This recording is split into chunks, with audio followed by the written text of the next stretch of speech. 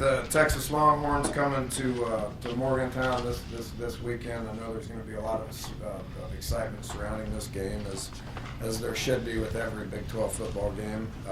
Obviously, excited about the night game after having so many day games in Morgantown. Our guys are going to be pretty excited about the atmosphere that's going to be in Morgantown Saturday night. Going to be good for not only the fans and the players, but WVU and all of Morgantown and West Virginia. So coming in on a roll, that we know that they've won the last 5.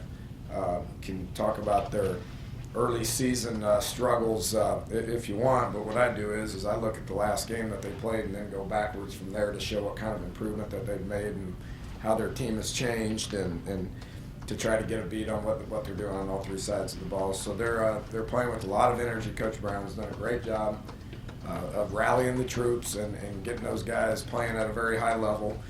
They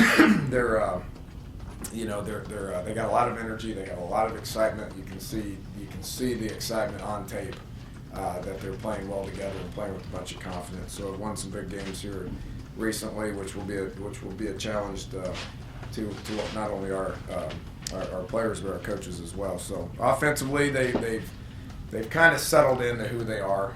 They're a physical team, probably the most physical team that we've played up until this point. They got a lot of bodies, a lot of depth. They've been preparing for obviously Big 12 football for quite some time, but they've settled in on their quarterback with McCoy. They like 9 other teams in the Big 12. They've had quarterback issues like ourselves, whether because of injuries or productivity or whatever it is. They've settled in with McCoy, and he's getting better with each snap that he takes. So they'll rely on him just to run the offense. They're good up front. They got 3 running backs that are all capable of being the guy. Jonathan Gray is really a good football player. Receiver-wise, you can say, well, they got Shipley, they got Davis, but they got 6 other guys that are productive as well, and have all made plays. And seeing that TCU game, I studied their offense a week ago, preparing for TCU's defense. And what you saw in that is them developing the run, did a good job in the run game, but then taking shots downfield. And every single time they took a shot downfield, it was a different number catching the ball. So it's not like they got one guy that they're just going to go to. You got to cover them all, and they're all capable of making plays downfield. So they got lots of depth, lots of skill, and playing pretty good. Defensively, after the change in week 2, you don't think they've changed their scheme too much. You can't do that, within a week or 2. They've changed what they've done a little bit in the back end. They're going to play a lot of man coverage. When Coach Robinson was there before he took the Syracuse job, I was at Tech, so we went against each other a good bit then as well. It resembles and reminds me of what he was doing back when he was at Texas earlier. They got a lot of experience on defense, mainly the same guys that we played against last year, minus a D end and a nickel guy that were 2 really good players. They got everybody back. They're fast, they can cover, they're talented, they're big up front. They run well, they rush the quarterback well. Same type guys. So we know what we're getting ourselves into. They're doing a little bit different stuff that we recognize, but the biggest thing is with the unit is they're playing harder. They're playing more physical. They're playing with great effort. If you get a talented group of kids that do that, which it's happening on all 3 sides of the ball for them, puts them in position to be able to win some games. Special teams, they're sound. Coach Akeen has been there for a long time. Real sound, real similar to a TCU type special teams unit, to a Kansas State type special teams unit, where they're sound in all areas. We're going to have to be good once again in our coverage units, because those same guys that are returning punts or kicks are the same guys that are catching the balls downfield.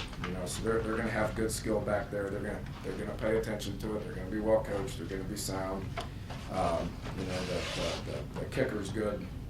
The transfer from Penn State, the Fair kid, has only missed 1 all year, so they're good. All phases of special teams will be a challenge for us as well. So Looking forward to it. It's going to be fun. I think you guys know that. It's going to be a good time. Our guys know it. We're going to be able to practice well this week.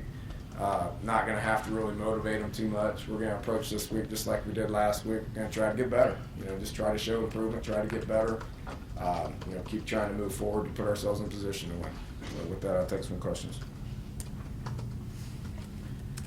You said the defense scheme didn't change much for them, but obviously something did. I mean, what have you seen differently out of that defense over the last 5 games, and is it really just as simple as a different mentality with? Yeah, they've simplified some things. I mean, they would get pretty crazy on third downs and get in some different fronts, and and much like we had to face last year. But when it comes right down to it, it's about getting off blocks and holding your gaps and playing with effort and being physical and making tackles, and they've improved on all those things. So the scheme hasn't changed much. You can't change too much of it, or your guys get confused and then they don't play very hard.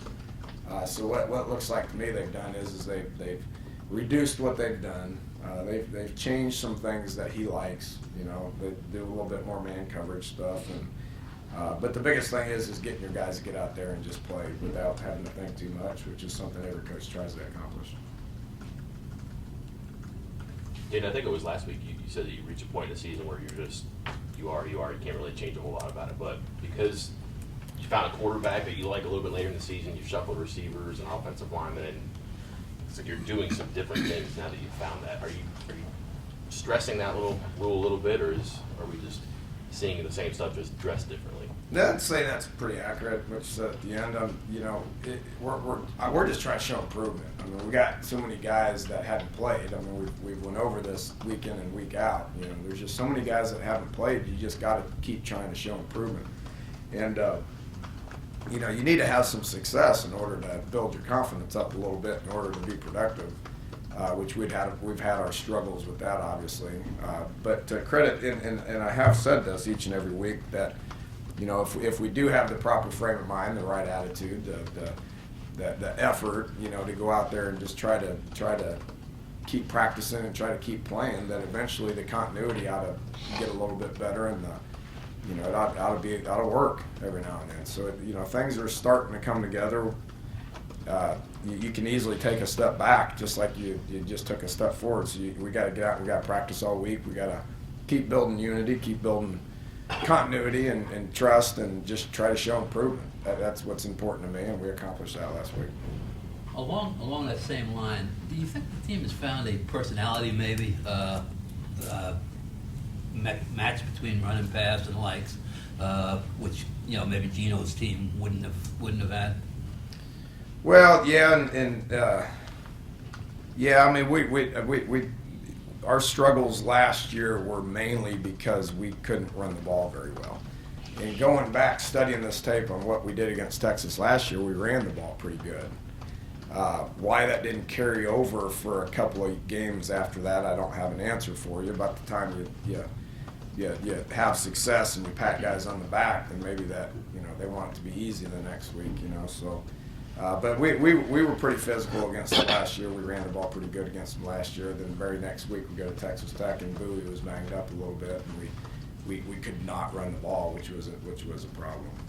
So I think we're running the ball pretty good.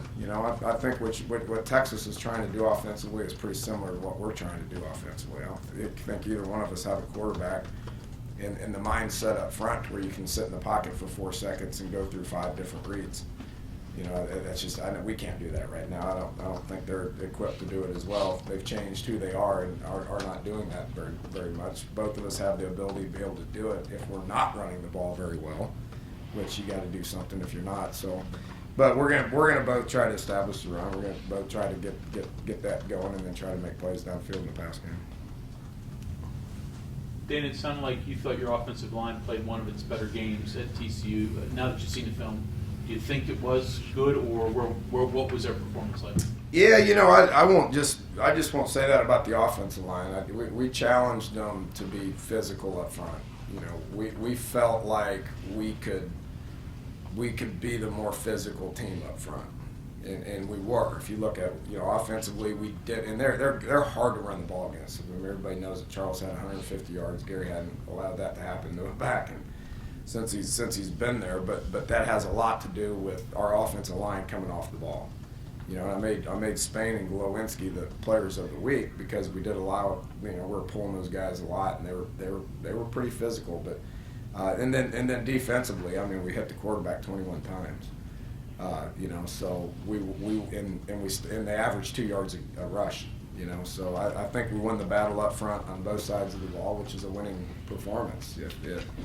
It's going to have to happen again this week. Last year when we played Texas, I think we won the game up front. Which we're not going to win the game with skill guys because they got bukus of them. And they're good up front on both sides of the ball. So that is going to be a challenge. But it's like that in any game you try to play. If you try to win the game up front, then if you do win the game up front, you got a chance to win the game. And is it possible that this is one of the few times since you've been here against a quality opponent that you've won the line of scrimmage battle on both sides of the ball? I don't know. I'd have to go back and think of that. That's obviously something that we're focused on, and if is it a result? Is it because we've won the game up front and won the game or lost the game? I don't know. I'd have to go back and look. I can't think about what happened prior to TCU, to be quite honest with you. But I was happy that happened. It needs to happen in order to win. I think everybody understands we don't have the skill guys right now to just dominate games like you've seen out of some of those guys. Hopefully we do towards the end of the year, next week, that sort of thing. Speaking of skill guys, is Ronald Carswell a past member of this team? Yeah, he's suspended indefinitely. We'll revisit this after the season. Said that when it comes to scouting Texas, you start with their most recent game, go backwards, and see the improvement there. If you're doing that for yourselves, what do you see over the last few weeks? What do you like about the direction you guys are? I would say improvement. I really would on all three sides of the ball. I would see improvement. I'd see improvement from last game to the previous game and all that. And your opponent has something to do with it. Everybody can say, well, you guys are playing at the highest level possible on defense. Well, I'd beg to differ on that. So I think we've shown improvement on all three sides of the ball. I think you're looking at a team that it means something to them to try to show improvement and to play with effort and to play with unity and to continue to try to grow. We're not going to win the Big 12. We understand that. So we're trying to get better and win the next game. And if it gets closer to we win this when we go to a bowl game, or if we lose this when we don't go to a bowl game, then we'll talk about that when it gets there. We're not at that point right now. You spent a lot of time in Texas coaching. And what kind of advantage is it that Texas has? Not to belittle West Virginia, but it's got 2 million people in it. What kind of advantage does the football culture there give Texas? Well, I guess when you're dealing with the University of Texas, it's the central figure of the whole state, which is extremely populated. Don't have to go very far to get recruits. I don't think we need to talk about how good their facilities are and what the resources that they have, the advantages and all that stuff. We don't need to talk about that. But the type of kid they're getting, the advantages that I've seen is these kids start playing, they start going to athletic period and learning football in 7th grade. They get an hour a day for an entire year to play football. They get 18 spring practices in the spring. It's crazy. You go out there and you go spring recruit and you can go to an athletic period for an hour from 10:30 to 11:30 or from 8 to 9, whenever they have it. You can go in there and they're playing football, and then you come back after practice and they're practicing for 3 hours. And their numbers are huge. They got 3,000, 4,000, 5,000 kids in their schools a lot of the times. So their coaches are some of the best in the country on any level. And they're able to coach the kids, so you're getting a lot of development. Does that top them out before they get to college? I don't think so. I think it just gives them a lot of access and able to improve their skill and improve their craft. What, the athletic period starts in 7th grade, I thought it was 7th. It may be 9th. and how? I know for a fact it's 9th. I think it's 7th and 8th. And how many days a week? 5. 5 days a week. They play Yep. for an hour. Oh yeah. You know, if they're a basketball guy, they go in there and they play basketball, or they may lift weights, or they may watch film, but they have an actual period where they come in there and they do whatever the coaches want them to do for an hour.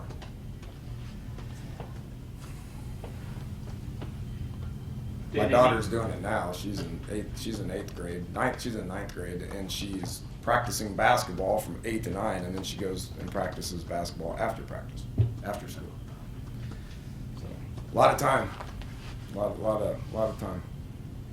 Any other injuries coming out of? Doug Riggs' head's all preventing him from playing, so he's probably done.